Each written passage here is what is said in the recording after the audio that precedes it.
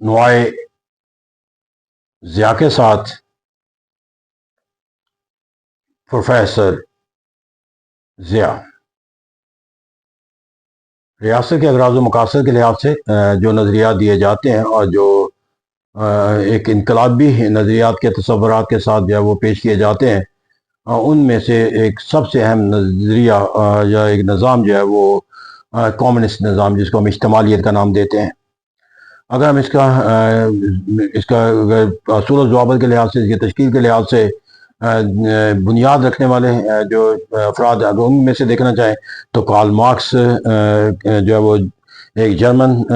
Philosopher کے طور پر بھی ہمیں نظر آتا ہے، اور فریڈرک اینجل جو ہے وہ فرانسیسی جو ہے وہ ایک مفکر کے طور پر جو ہے، اور ان کی جو سوچ اور فکر کا جو باہمی اشتراک ہے اسے کہا جاتا ہے کہ کمیونسٹ مینیفیسٹو ایک طرف ہمیں نظر آتا ہے، دوسری طرف جو ہے کیپٹل ڈاس جو ان کی تحریریں ہیں اس کا آغاز قرار دیا جاتا ہے۔ تو ایسا کہتے ہیں کہ یہاں پر جو نظام ہے یہ اگر اس کے اصول و ضوابط کے لحاظ سے دیکھا جائے تو اسے ایک کیپٹل نظام کے خلاف ایک بغاوت کا تصور کیا جا سکتا ہے، اور اس طرح ایک ایسا نظام جو کیپٹل نظام کے خد و خال کو یکسر تبدیل کرنے کا معنی و مفہوم دیتا ہوا نظر آتا ہے، اس کو ہم اجتماعیت کا نظام کہتے ہیں۔ اور یہ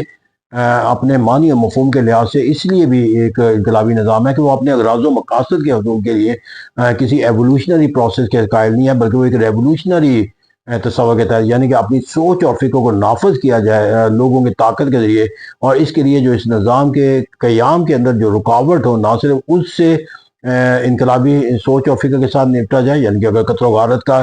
اگر تصور اختیار کرنا جائے تو اس سے بھی دریغ نہ کیا جائے، بلکہ اپنے نظام کو قائم رکھنے کے لیے بھی اس نظام یعنی قومی نظام کے مخالف جو سوچ اور فکر ہے اس کا بھی کلا کما کیا جائے۔ تو یہ اپنی سوچ اور فکر کے لحاظ سے کیپٹل نظام کے لیے ایک انقلابی سوچ رکھتا ہے، پھر اپنے نظام کو قائم رکھنے کے لیے انقلابی راستے کا تصور قائم کرتا ہے، اور پھر اس کو برقرار رکھنے کے لیے بھی جب وہ انقلابی تصور کا ایک نظام قرار دیا جاتا ہے۔ تو یہ کہتے ہیں کہ جو اس نظام کے جو تصورات ہیں، اگرچہ کارل مارکس کی سوچ اور فکر کی عکاسی کرتے ہیں یا فریڈرک اینجل، اور ان کارل مارکس کی سوچ اور فکر ہم آہنگ نظر آتے ہیں، وہاں پر پھر وقت گزرنے کے ساتھ ساتھ اس سوچ اور فکر کے اندر مختلف ہمیں ارتقائی پہلو بھی نظر آتے ہیں، جس کے اندر لینن کی سوچ ہے، اسٹالن کی سوچ ہے، اور کہیں کسی حد تک موضوع تنقیبی سوچ ہے۔ تو اس طرح ارتقائی عمل کے اندر جا کر جو ہے مختلف خد و خال جو ہے وہ ہمیں اس کے نظر آتے ہیں۔ لیکن اگر ہم اس نظام کو پولیٹیکل سائنس کے طالب علم کے طور پر دیکھیں تو اس نظام کو سمجھنے کے لیے ہمیں کچھ بنیادی جو اس نظام کے تصورات ہیں اس کو سمجھنے کی ضرورت ہے۔ سب سے پہلا جو تصور اجتماعیت کا ذکر دیا جاتا ہے، that is called the historical materialism, یا اس کو ڈائلیکٹک مٹیریلزم کا نام بھی دیا جاتا ہے۔ اب یہ ڈائلیکٹک مٹیریلزم جو ہے وہ دراصل وہ بنیادی اصول ہے جس کی بنیاد کے اوپر جا کر جو ہے وہ کارل مارکس کی پوری جو سوچ اور فکر اور نظام کی جو ہے عمارت جو ہے وہ تعمیر کی جائے۔ ڈائلیکٹک مٹیریلزم کیا ہے کہ وہ کہتے ہیں کہ انسانی ارتقاء جو ہے وہ تین پہلوؤں سے جو ہے وہ ظہور پذیر ہوتا ہے یا عملی شکل اختیار کرتا ہے، یعنی کہ ایک اس کا وہ تھیسس ہوتا ہے، اینٹی تھیسس ہوتا ہے، اور سینٹیسس ہوتا ہے، جس کو وہ کہتے ہیں کہ ایک نسل ہوتی ہے، پھر اس کے مقابلے کے اندر ایک دوسری نسل آتی ہے، اور پھر پرانی نسل اور نئی نسل کا جو ہے وہ ٹکراؤ ہوتا ہے، اور ایک نئی نسل کی نئی اب وہ کہتے ہیں یہ جو ٹکراؤ ہوتا ہے یہ دراصل بنیادی جو اس کا ٹکراؤ کی وجہ ایک نسل کی دوسری نسل کی، اور جس کے اندر ایک نئی نسل جو ہے وہ پیدا ہوتی ہے، وہ دراصل ان کی سوچ اور فکر کا ٹکراؤ ہوتا ہے۔ لیکن سوچ اور فکر کا جو ٹکراؤ اس کی بنیادی وجہ جو ہے وہ ان کے معاشی حالات اور واقعات ہیں۔ اس طرح معاشی حالات اور واقعات جب ایک نسل کے کچھ اور ہوتے ہیں اور دوسری نسل کے کچھ اور ہوتے ہیں تو ان کے ٹکراؤ پیدا ہوتا ہے، اور پھر اس کے اندر ایک نئی نسل جو ہے اس طرح کہتے ہیں دنیا کے اندر جو معاشی حالات و واقعات ہیں وہی دراصل لوگوں کی سوچ اور فکر کا آئینہ دار ہوتے ہیں۔ اس طرح جس طرح کے معاشی حالات اور واقعات ہوتے ہیں وہ اسی طرح کے جو لوگوں کی سوچ اور فکر کا جو ہے وہ دائی بن جاتے ہیں۔ اب اس بنیاد کے اوپر انہوں نے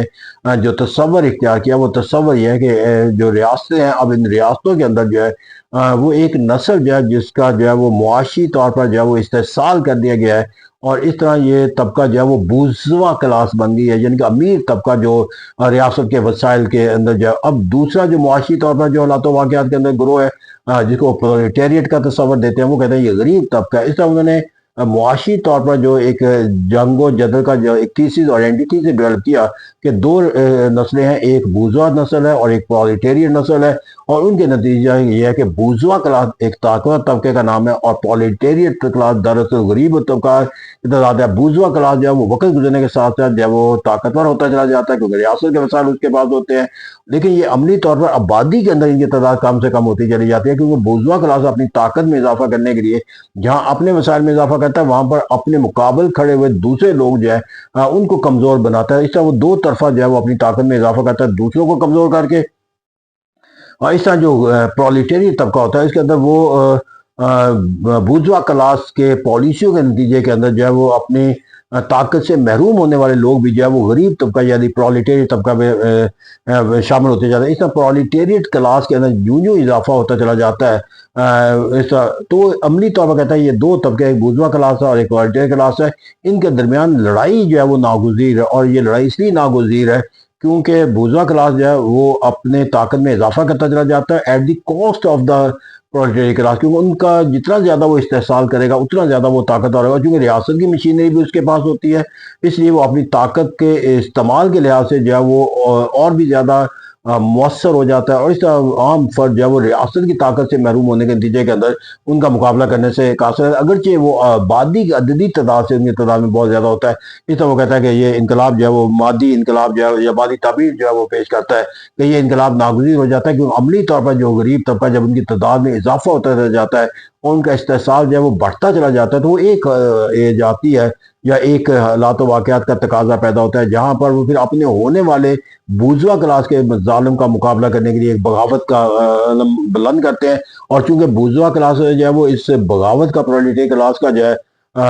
اس کے آپ سرنڈر کرنے کی تیار نہیں تھی، لہٰذا ایک انقلاب جو ہے وہ لانا پڑتا ہے، اور سکون کے بغیر یعنی کہ بورژوا کلاس کے قتل و غارت کے بغیر یا ان کے وجود کو ختم کیے بغیر جو ہے وہ پرولیٹیریٹ انقلاب جو ہے وہ پیدا نہیں کیا جا سکتا۔ اس طرح کہتے ہیں کہ ہم کمیونسٹ فلسفی کو سمجھنا ہے تو اس کی بنیاد جو ہے وہ اس تعبیر پر رکھی رہی ہے کہ دیر از اے ڈائلیکٹک مٹیریلزم، اور یہ مادی حالات و واقعات جو ہے وہ نسلوں کی سوچ اور فکر پیدا کرتے ہیں، اور یہی بنیاد جو ہے وہ انقلاب کا جنم رہتی ہے۔ پھر یہاں پر کہتا ہے کہ وہ جو ہم نے دیکھا کہ جو لڑائی وہ طبقاتی کشمکش کا تصور کیا ہے، یہاں پر جو ہم نے جو بنیادی طور پر اس کمیونسٹ فلسفی کا جو تصور دیکھے ہیں وہ تین تصورات کی ایک حاضر کرتے ہیں کہ مادی حالات و واقعات نسل کی سوچ اور فکر تبدیل کرتے ہیں، اور مادی حالات و واقعات کے نتیجے کے اندر طبقاتی کشمکش ناگزیر ہے، اور یہ طبقاتی کشمکش جو ہے وہ انقلاب کی بنیاد قرار دی جاتی ہے۔ تو اس طرح ہم نے تین تصورات دیکھے، ایک مادی تاریخ کی تعبیر، دوسرا جو ہے وہ طبقاتی کشمکش کا ہونا، اور نمبر 3 پہ جا کر کہ جو انقلاب جو ہے وہ کیسے رونما ہوتا ہے۔ تو اس طرح کہتے ہیں کہ یہ ایک ایسا نظام ہے کہ جو پرولیٹیریٹ انقلاب کے ذریعے جو ہے وہ اپنے پالیسیوں کو نافذ کرنے کا جو ہے وہ راستہ متعین کرتا ہے۔ اب یہاں پر جا کر جو ایک اور اہم پہلو جس کی بنیاد پہ یہ کمیونسٹ بنیاد کا مستقبل کے لحاظ سے اصول وضع کیا، that is called surplus value theory, جو اس کو ریاست کی پالیسی کے طور پر لیا جاتا ہے، قدر زائد جس کو کہا جاتا ہے۔ اب اس کی سوچ اور فکر، کمیونسٹ کی سوچ اور فکر یہ ہے کہ یہ قدر زائد دراصل وہ پروفٹ ہے جو کسی چیز کو، ایک را مٹیریل کو ایک مینوفیکچرنگ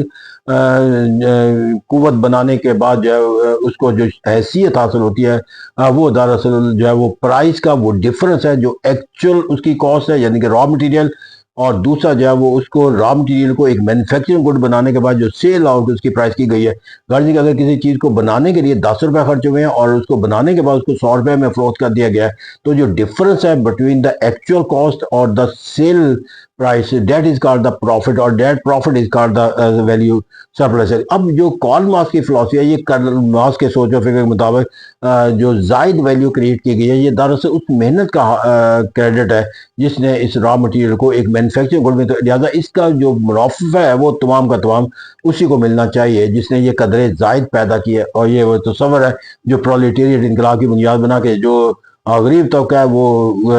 صنعت کاروں کا ایک ایندھن بنتا ہے، ان کے جو ہے را مٹیریل کے جو ہے وہ ایک مینوفیکچرنگ گڈ میں تبدیل کرتا ہے، منافع جو ہے وہ سرمایہ کار لے جاتا ہے۔ لہٰذا اس سوچ اور فکر ہے تو لیکن یہ قدر زائد کا تصور ہے، کہا جاتا ہے کہ ایک انقلاب کے لیے لوگوں کو اپنی طرف قائل کرنے کا تو بہت بڑا ماخذ ہے، لیکن عملی طور پر اس سوچ اور فکر کو جو ہے وہ ایک لاجک اور ریزننگ کے طور پر جو اختیار نہیں کیا جا سکتا، کیونکہ جو قدر زائد ہوتی ہے اس کے اندر بہت سارے پہلو ایسے ہوتے ہیں کہ جس کے اندر سرمایہ دار کا سرمایہ بھی شامل ہے، اس کی محنت، عقل اور دانش، فہم و فراست بھی شامل ہے، پھر اس کی لیبر ڈالر بھی شامل ہے، پھر اس کے اندر جو ہے اسے مارکیٹ کرنے کے لیے جو اخراجات ہیں وہ بھی برداشت کرنے پڑتے ہیں، اور اگر کوئی پروڈکٹ جو ہے اس کے جو وہ پیدا کر لیتا ہے وہ مارکیٹ کے اندر فروخت نہ ہو سکے تو اس کا نقصان بھی اسے برداشت کرنا پڑتا ہے۔ تو پروفٹ تو تمام اس کو حاصل ہو جاتا ہے، لیکن اس کے اوپر جو ہونے والی جو سرگرمی ہے اس کے جو نتائج ہے وہ ورکر کو نہیں دیتا ہوا نظر آتا۔ پھر جو نقصان کا جو پہلو ہے اس کے اندر بھی جو ہے وہ ورکر کا وہ ذکر نہیں کرتا۔ اس طرح یہ قدر ضائع کا تصور لوگوں کے انقلاب لانے کے لیے جو ہے، پھر یہاں پر جو ایک تصور دیا جاتا ہے اور جو سب سے اہم تصور دیا جاتا ہے وہ یہ ہے کہ جب ایک انقلاب کے ذریعے جو ہے وہ ایک پرولیٹیریٹ کامیابی حاصل ہو جائے گی تو پھر جو ریاست تشکیل پائے گی اس ریاست کے اندر ملک کا نظم و نسق چلانے کا اختیار جو ہے وہ پرولیٹیریٹ کلاس کو سونپنے کے لیے جو ہے وہ وقتی طور پر جو ہے وہ ایک طبقہ اقتدار پر فائز ہوگا، لیکن وہ یہ ٹرانسفر کر دے گا پرولیٹیریٹ طبقے کو، اور یہ جو عارضی پیریڈ ہوگا اس عارضی پیریڈ کے اندر جو ہے وہ اس لیے نظم و نسق چلانے کا اختیار ایک گروہ کو سونپا جائے گا تاکہ وہ بورژوا کلاس کے جو رد عمل ہے اس کو کچل سکے اور پرولیٹیریٹ کلاس کو جو اقتدار منتقل کر کے ان کو اقتدار کی طاقت کا جو تصور ہے ان کے اندر ٹرانسفر کیا جا سکے۔ تو اسے کہتے ہیں یہاں پر عملی طور پر کہتے ہیں جب یہ پرولیٹیریٹ انقلاب پیدا مکمل ہو جائے گا تو پھر ریاست کا وجود کو ختم کر دیا جائے گا، کیونکہ پھر پرولیٹیریٹ انقلاب کے بعد جو ہے وہ طاقتور طبقہ جو ہے وہ ختم ہو چکا ہوگا اور اب کسی استحصال کا کوئی تصور نہیں ہے، اور اگر ریاست قائم رہے گی تو پھر کوئی طاقتور طبقہ جو ہے وہ اس کے ذریعے ریاست کی طاقت حاصل کر کے استحصال لوگوں کا کر سکتا ہے۔ تو اس طرح یہ نظام جو ہے وہ ایک ایسے نظام کی عکاسی کرتا ہے جو وہاں پر پرولیٹیریٹ اور ودرنگ اوے کا تصور ہے کہ جب تک ریاست ختم نہیں ہوتی اس وقت جو ہے وہ کمیونسٹ انقلاب جو ہے وہ نہیں آ سکتا۔ اور اس طرح کہتے ہیں یہاں پر جو ایک کمیونسٹ نظام کا تصور ہے وہ ہمیں جو افادیت کے لحاظ سے اگر ہم تنقید کے لحاظ سے اور دیکھیں یعنی کہ دونوں پہلوؤں کے لحاظ سے تو عملی طور پر یہ جو تصورات ہے یہ دنیا کے اندر آج تک کسی بھی ریاست کے اندر کمیونسٹ کا وہ تصور جو ریاست کے خاتمے کا جو تصور ہے وہ قائم نہیں ہو سکا۔ پھر اسی طرح جو ہے وہ جو پرولیٹیریٹ مزدوروں کا طبقہ ہے اس کی حکومت کا تصور وہ ہمیں کہیں نظر نہیں آتا۔ پھر اسی طرح جو ہے وہ جو ایک قدر ضائع کا تصور ہے اس کا بھی جو ہے وہ جو تصورات دیے جاتے ہیں وہ عملی طور پر ہمیں کسی بھی ریاست کے اندر جو ہے یہی وجہ ہے کہ کمیونسٹ ریاستوں کا جو تصور اختیار کرنے والی ریاستیں بھی ہیں وہ بھی حالات و واقعات کے تحت اپنی ریاست کے نظام کے اندر ابھی تک وہ اسی ارتقائی مراحل سے گزارنے کا دعویٰ رکھتی ہیں کہ جہاں پر جو ریاست کا ایک کیپٹلسٹ نظام ہے اس نظام کو جو ہے وہ قومی نظام کی طرف تبدیل کیا جائے گا۔ تو یہاں پر اگر ہم اس کے پازیٹیو اسپیکٹ سے دیکھا جائے تو یقینی بات ہے کہ اس نظام کی افادیت کا پہلو یہ ہے کہ اس نے شعور دیا کہ ملک کا نظم و نسق چلانے کا اختیار جو ہے وہ ریاست کے صرف طاقتور طبقوں کے لیے نہیں ہونا چاہیے بلکہ جو عام افراد ہیں جن کی آبادی میں تعداد زیادہ ہے ان کو جو ہے وہ حکومت کا حصہ دیا جانا چاہیے تاکہ وہ اپنی سوچ اور فکر کے مطابق جو ہے وہ پالیسیاں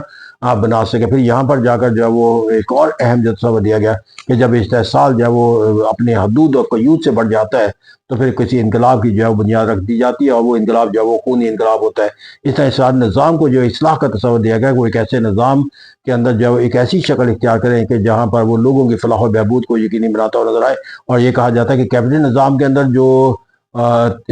تبدیلیاں لائی گئیں تاکہ وہ اپنے کمیونسٹ انقلاب کی جو سوچ اور فکر ہے اس سے اپنا موازنہ اور مقابلہ کر کے اس کے مقابلے میں اپنی افادیت کا کوئی تصور اختیار کر سکے، تو یہ کمیونسٹ کے نظام کی یا کمیونسٹ سوچ اور فکر کی ایک بہت بڑی کامیابی ہے۔ اور کہا جاتا ہے کہ جتنے بھی مزدوروں کے حقوق ہیں یا جتنی بھی صنعتوں کو چلانے کے لحاظ سے مزدور یونین یا دیگر جو ان کے آزادی و خود مختاری کے جو تصورات ان حقوق کے جو سرگرمی ہے جو فلاح مزدور کا تصور ہے یہ دراصل کمیونسٹ نظام کی سوچ اور فکر کی ایک بہت بڑی کامیابی ہے کہ انہوں نے اپنے دور کے جو استحصالی تصورات ہیں کسی نظام کے ان کو اپنے نظام کو لوگوں کی فلاح و بہبود کے نظام کے طور پر تشکیل دینے کا راستہ اختیار کرنے پر مجبور کیا۔ Thank you very much.